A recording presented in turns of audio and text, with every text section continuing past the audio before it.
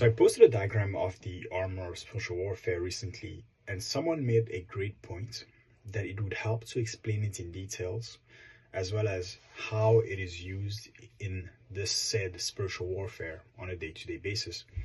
This script that I've written, which I'm reading right now, is the explanation. One of the most edifying sermons that I've ever heard was on the armor of spiritual warfare by Pastor Dominic Mathieu, a man of simple words whose messages are bolstered or empowered by God through the testimony of his own life. He impressed on me in his sermon the words putting on. It is not an armor that we simply collect the parts of. It is not an armor that we hang in our closet. It is not an armor that we put on display, and furthermore, it is not an armor that we cosplay. We wear it for war. It's a battle garb for battle things. The verse itself, Ephesians 6, verses 13 all the way to, we'll read to 18.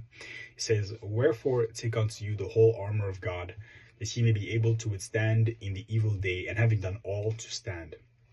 Stand therefore, having your loins girt about with truth, and having on the breastplate of righteousness. These two verses is where we're going to start. And what I want to do is a bit of an 8-part series, if I can call it that.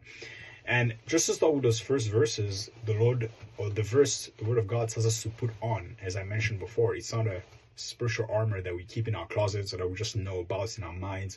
We're actually called to wear it. It's no use knowing all of it if we don't put it on. That's the importance of putting it on. Before all else, we're admonished, as per the introduction says, to put this on and to put all of it on. It is important as knowing the armor, because we must know that we're required to not simply have it as something that we know, but to use it to victory for God's glory. What about verse 14 that says, Stand therefore, having your loins girt about with truth? So this is the girdle of truth.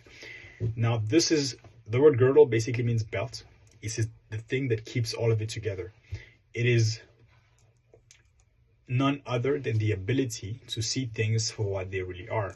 Honesty with ourselves, but also honesty with others.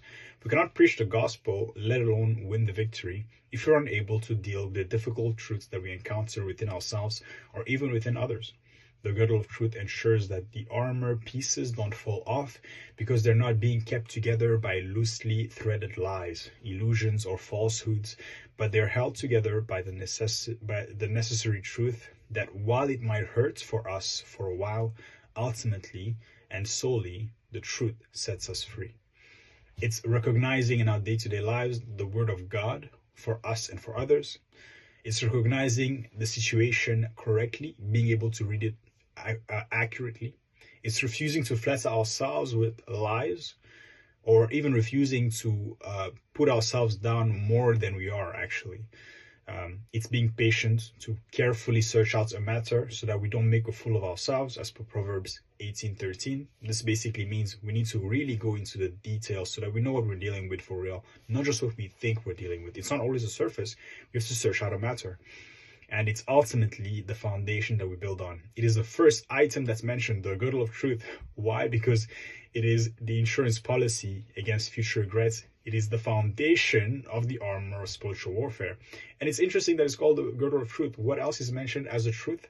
It is Jesus Christ. He calls himself the way, the truth, and the life. So before we put on anything else in the armor of spiritual warfare, we have to put on Jesus Christ, his truth for our lives, his truth in his word.